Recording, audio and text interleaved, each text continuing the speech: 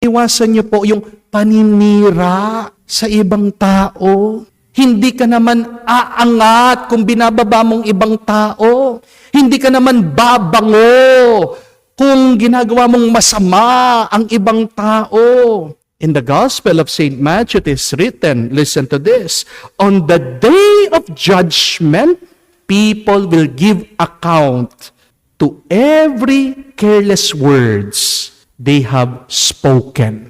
Darating ang panahon, pag daw nakaharap natin ng Diyos in the final judgment, lahat ng sinabi mo, nakasulat yan, recorded yan, ibabalik ng Diyos sa'yo yan. Kaya bawas-bawasan natin yung pagdadown natin, yung panlalait natin sa ibang tao, yung paninira mo, babalik at babalik sa'yo yan. May interest pa. Tandaan nyo, ha?